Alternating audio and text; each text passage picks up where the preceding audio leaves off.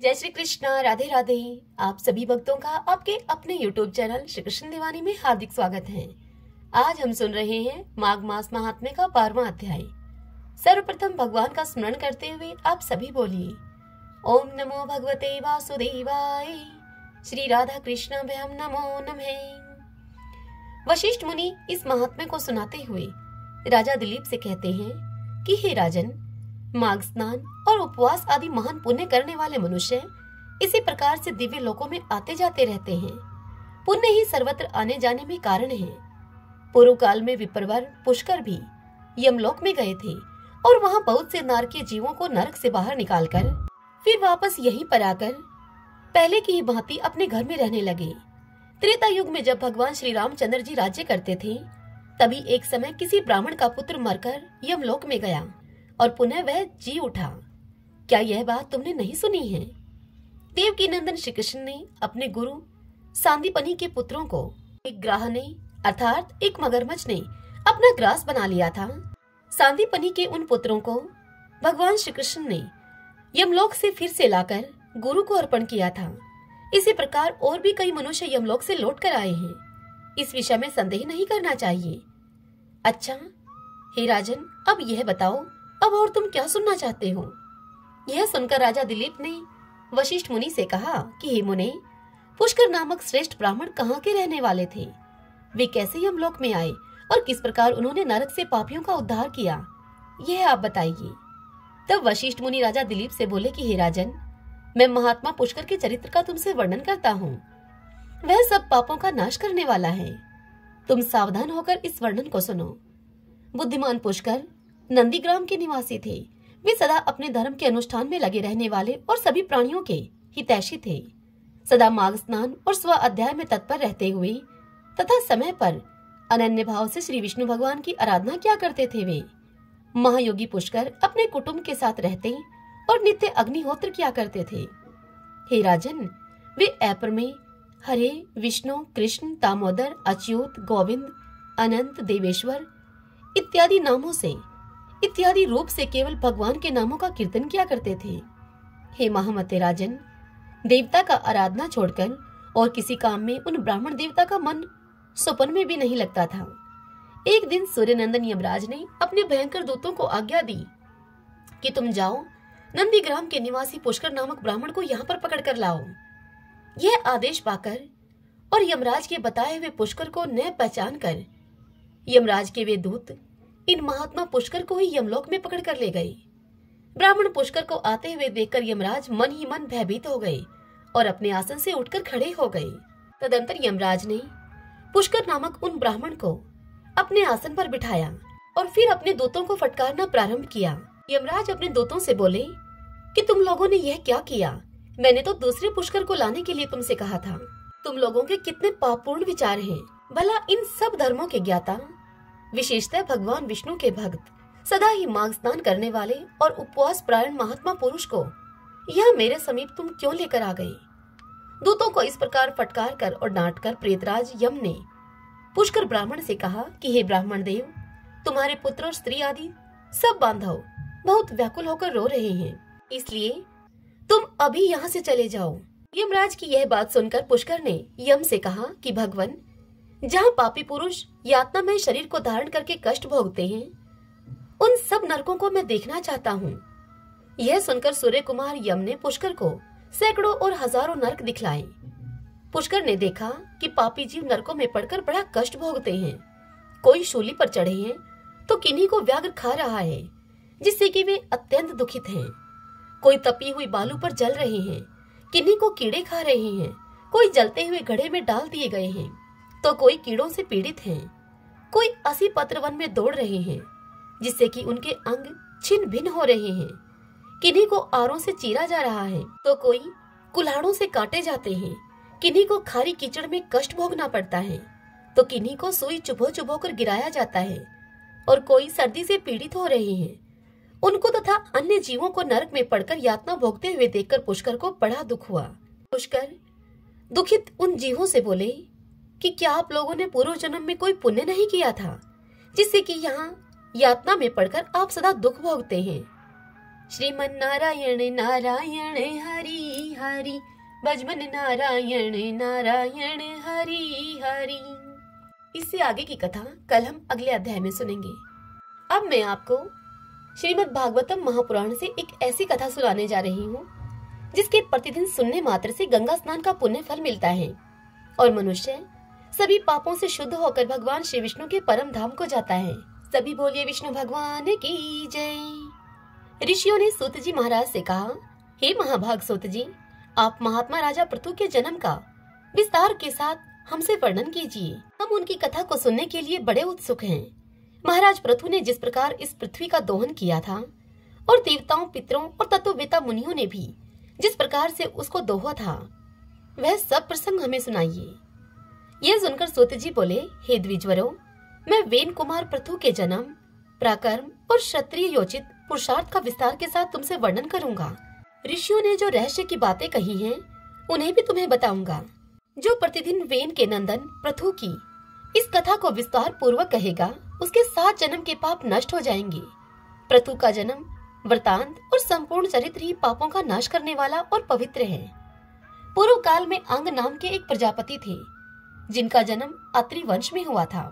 वे अत्रि के समान ही प्रभावशाली, धर्म के रक्षक, परम बुद्धिमान तथा वेद और शास्त्रों के तत्वज्ञ थे। उन्होंने ही संपूर्ण धर्मों की सृष्टि की थी। मृत्यु की एक परम सौभाग्यवती कन्या थी जिसका नाम था सुनीता। महाभाग अंग ने उसी के साथ विवाह किया और उसके गर्भ से वेन नामक पुत्र को जन्म दिया जो कि धर्म का नाश करने वाला था। राजा वेन वेदोक्त सदाचार रूप से धर्म का परित्याग करके काम, लोभ और महामोहवश पाप का ही आचरण किया करता था। मद और मात्सर्य से मोहित होकर पाप के ही रास्ते चलता था। उस समय संपूर्ण द्विज वेदाध्ययन से विमुख हो गए। वेन के राजा होने पर प्रजाजनों में स्वाध्याय और यज्ञ का नाम भी नहीं सुनाई पड़ता था। यज्ञ में आए हुए देवता यजमान के द्वारा अर्पण किए हुए सोमरस का पान नहीं करते थे। वह दुष्ट आत्मा राजा ब्राह्मणों से प्रतिदिन यही कहता था कि स्वाध्याय न करो, होम करना तुम छोड़ दो, दान मत दो और यज्ञ भी तुम मत करो। प्रजापति वेन का विनाश काल उपस्थित था, इसलिए उसने यह क्रूर घोषणा करवा दी थी। वह सदा ही यह कहा करता था कि मैं ही यजन करने के लिए योग्य देवता और मैं ही यज्ञ करने वाला यजमान हूँ तथा मैं ही यज्ञ कर्म हूँ। मेरे ही उद्देश्य से यज्ञ और होम का अनुष्ठान होना चाहिए। मैं ही सनातन विष्णु, मैं ही ब्रह्मा और मैं ही रुद्र और मैं ही इंद्र तथा सूर्य और वायु हूँ। हव्य और कव्य का भोक्ता भी सदा मैं ही हूँ, मेरे सिवा दूसरा कोई नहीं है। यह सुनकर महान शक्तिशाली मुनियों को वेन के प्रति बड़ा क्रोध हुआ। वे सब एकत्रित होकर उस पाप बुद्धि राजा के पास जाकर उसे बोले। राजा को धर्म का मूर्तिमान स्वरूप माना गया है, इसलिए प्रत्येक राजा का यह कर्तव्य है कि वह धर्म की रक्षा करे। हम लोग 12 वर्षों में समाप्त होने वाले यज्ञ की दीक्षा ग्रहण कर रहे हैं। तुम अधर्म न करो, क्योंकि ऐसा करना सत्पुरुषों का धर्म नहीं है। महाराज, तुमने यह प्रतिज्ञा की है कि मैं राजा होकर धर्म का पालन करूंगा, इसलिए उस प्रतिज्ञा के अनुसार धर्म करो तुम और सत्य एवं पुण्य को आचरण में लाओ। जब राजा वेन को उन ब्राह्मणों ने यह बात कही, जिसे सुनकर वह वेन राजा क्रोध से आग बबूला हो उठा। उन मुनियों की ओर दृष्टिपात करके द्वितीय यमराज की भांति वह राजा कहने लगा कि अरे तुम लोग मूर्ख हो, तुम्हारी बुद्धि मारी गई है क्या? इसलिए निश्चय ही तुम लोग मुझे नहीं जानते हो। भला ज्ञान, पराक्रम, तपस्या और सत्य के द्वारा मेरी समानता करने वाला इस पृथ्वी पर दूसरा कौन है? मैं ही संपूर्ण भूतों और विशेषतः सब धर्मों की उत्पत्ति का कारण हूँ। यदि मैं चाहूँ तो इस पृथ्वी को जला सकता हूँ, जल में डुबो सकता हूँ और पृथ्वी और आकाश को मैं रुंध सकता हूँ। ऋषियों से यह कथा सुनाते हुए सूत जी आगे कहते हैं कि हे ऋषियों, जब राजा वेन को किसी प्रकार भी अधर्म के मार्ग से हटाया न जा सका, तब महर्षियों ने क्रोध में भरकर उसे बलपूर्वक पकड़ लिया। वह राजा वेन विवश होकर छटपटाने लगा। उधर क्रोध में भरे हुए ऋषियों ने राजा वेन की बाईं जांघ को मतना आरंभ कर दिया। उस जांघ से काले अंजन की राशि के समान एक नाट्य कद का मनुष्य प्रकट हुआ। उसकी आकृति विलक्षण थी। लंबा मुंह, विकराल आंखें, नीले कवच के समान उसका काला रंग, मोटे और चौड़े कान, बेडोल बढ़ी हुई बाहें और विशाल बद्दा सा पेट, यही उस मनुष्य का हुलिया था। ऋषियों ने उसकी ओर देखा और कहा, निषिद्ध, तुम बैठ जाओ। उन ऋषियों के द्वारा कही हुई इस बात को सुनकर वह भय से व्याकुल होकर बैठ गया। ऋषियों ने निषिद्ध कहकर उसे बैठने की आज्ञा दी थी, इसीलिए उसका नाम निषाद पड़ गया। पर्वतों और वन में ही उसके वंश की प्रतिष्ठा हुई। निषाद, किरात, भील, नाहलक, भ्रमर, पुलिन तथा और जितने भी मलेच्छ जाति के पापाचारी मनुष्य हैं, वे सब वेन के उसी अंग से उत्पन्न हुए हैं। तब यह जानकर कि राजा वेन का पाप निकल गया, समस्त ऋषियों को बड़ी प्रसन्नता हुई। अब उन्होंने राजा के दाहिने हाथ का मंथन आरंभ किया। मंथन करने से उस हाथ से पहले तो पसीना प्रकट हुआ, किंतु जब पुनः जोर से मथना आरंभ किया तब वेन के उस सुंदर हाथ से एक पुरुष का प्रादुर्भाव हुआ, जो कि 12 आदित्यों के समान तेजस्वी था। उनके मस्तक पर सूर्य के समान चमचमाता हुआ मुकुट और उनके कानों में कुंडल शोभा पा रहे थे। उन महाबली राजकुमार ने आजगव नाम का आदि धनुष, दिव्य बाण और रक्षा के लिए कांतिमान कवच धारण कर रखे थे। उनका नाम प्रथु हुआ। वे बड़े सौभाग्यशाली, वीर और महात्मा थे। उनके जन्म लेते ही संपूर्ण प्राणियों में हर्ष छा गया। उस समय समस्त ब्राह्मणों ने मिलकर पृथु का राज्य अभिषेक किया। तदंतर ब्रह्मा जी, सब देवता और नाना प्रकार के स्थावर जंगम प्राणियों ने महाराज पृथु का अभिषेक किया।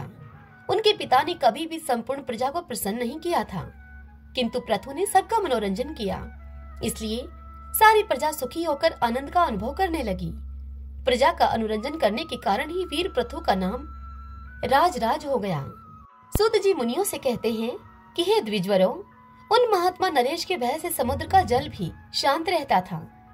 जब उनका रथ चलता, उस समय पर्वत दुर्गम मार्ग को छिपाकर उन्हें उत्तम मार्ग दे दिया करते थे। पृथ्वी बिना जोते ही अनाज तैयार कर देती थी। सर्वत्र गोएं कामधेनु हो गई थी। मेघ प्रजा की इच्छा के अनुसार वर्षा करता था। संपूर्ण ब्राह्मण और क्षत्रिय देव यज्ञ तथा बड़े बड़े उत्सव किया करते थे। राजा पृथु के शासनकाल में वृक्ष इच्छा के अनुसार फलते थे और उनके पास जाने से सबकी इच्छाएं पूर्ण होती थी। देश में न कभी अकाल पड़ता, न ही कोई बीमारी फैलती और न ही मनुष्यों की अकाल मृत्यु ही होती थी। राजा पृथु के शासनकाल में सब लोग सुख से जीवन बिताते और धर्म के अनुष्ठान में लगे रहते थे।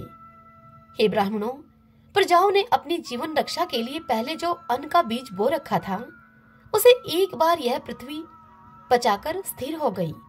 उस समय सारी प्रजा राजा पृथु के पास दौड़ी हुई गई और मुनियों के कथन अनुसार वह कहने लगी, हे राजन, हमारे लिए उत्तम जीविका का आप प्रबंध कीजिए। तब राजाओं में श्रेष्ठ पृथु ने देखा कि प्रजा के ऊपर बहुत बड़ा भय उपस्थित हुआ है। यह देखकर तथा महर्षियों की बात मानकर महाराज पृथु ने धनुष और बाण हाथ में लिया और क्रोध में भरकर बड़े वेग से पृथ्वी के ऊपर धावा किया। पृथ्वी गाय का रूप धारण करके तीव्र गति से स्वर्ग की ओर भागी।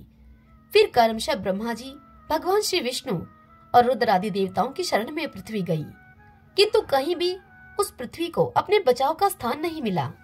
अंत में पृथ्वी अपनी रक्षा के उपाय को न देखकर वह वेन कुमार पृथु की शरण में आई और बाणों के आघात से व्याकुल होकर उन्हीं के पास आकर खड़ी हो गई। उसने नमस्कार करके राजा पृथु से कहा।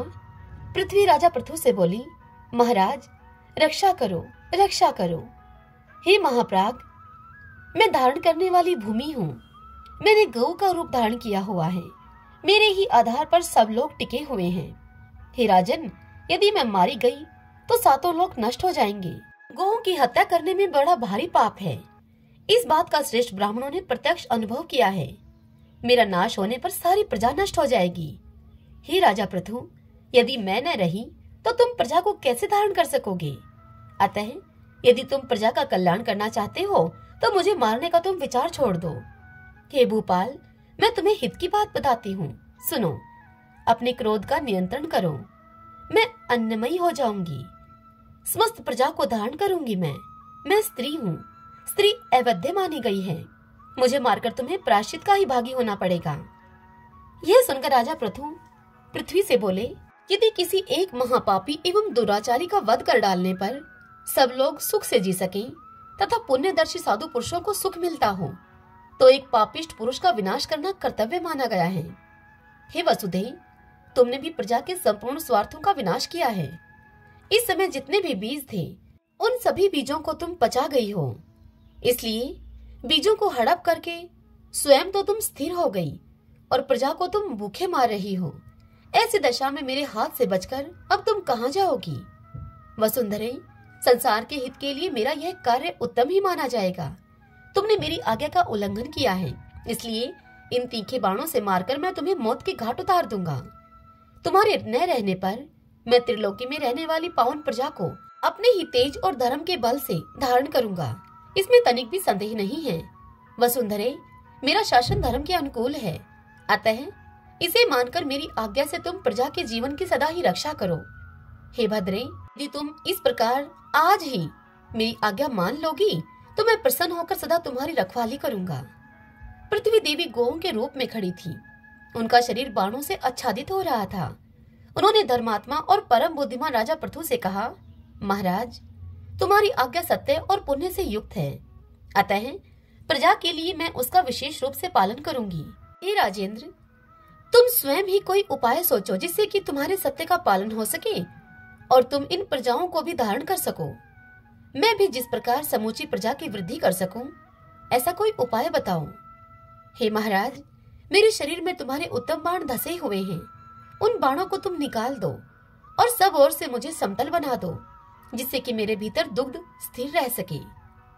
सूत जी महाराज इस कथा को सुनाते हुए ब्राह्मणों से आगे कहते हैं कि हे ब्राह्मणों, पृथ्वी की इस बात को सुनकर राजा पृथु ने अपने धनुष के अग्रभाग से विभिन्न रूप वाले भारी भारी पर्वतों को उखाड़ डाला और भूमि को समतल बना दिया।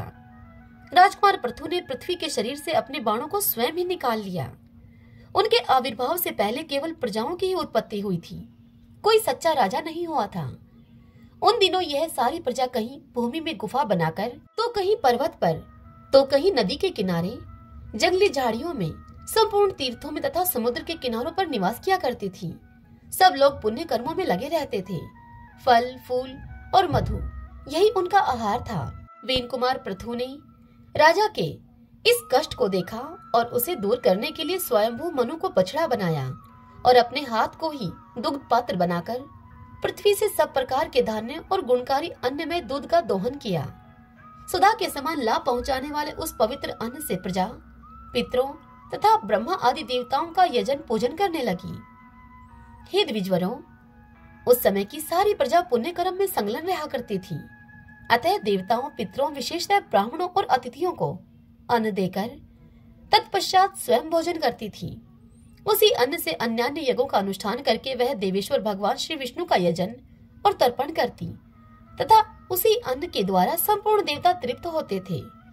फिर श्री भगवान की प्रेरणा से मेघ पानी बरसाता और उससे पवित्र अन्न आदि उत्पन्न हुआ करता था।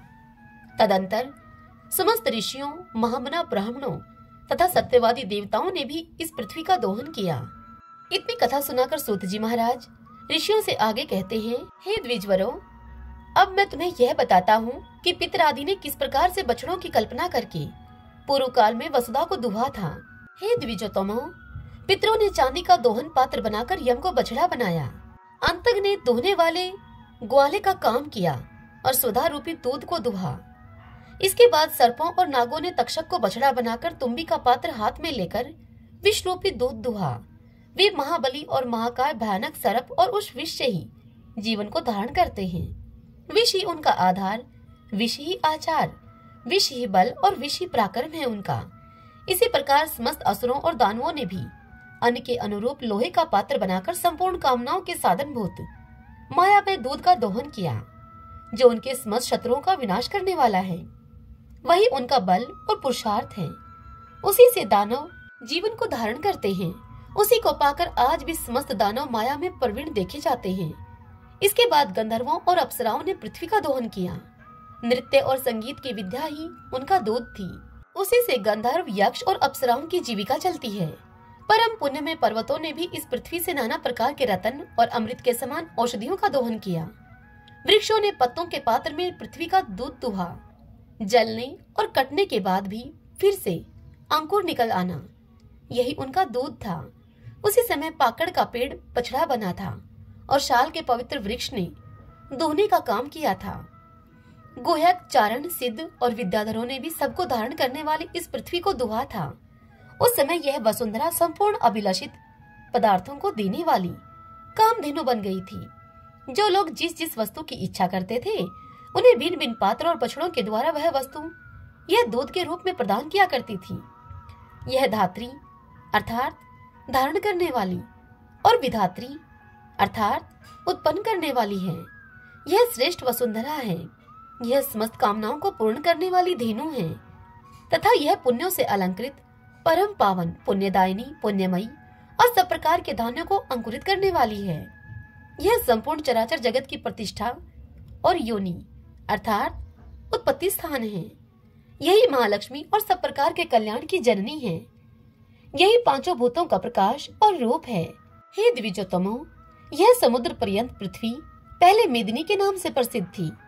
फिर अपने को वेन कुमार राजा पृथु की पुत्री स्वीकार करने के कारण यह पृथ्वी कहलाने लगी।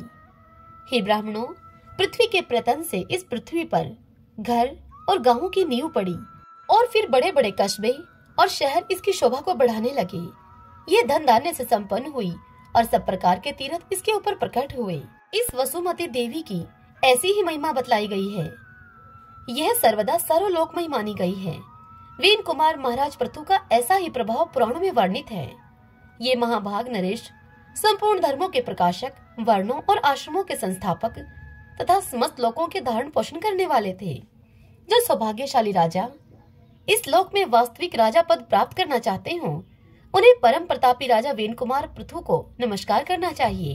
जो धनुर्वेद का ज्ञान और युद्ध में सदा ही विजय प्राप्त करना चाहते हो उन्हें भी महाराज पृथु को प्रणाम करना चाहिए। सम्राट पृथु राजा महाराजाओं को भी जीविका प्रदान करने वाले थे। हे द्विजवरों, यह प्रसंग धन, यश, आरोग्य और पुण्य को प्रदान करने वाला है।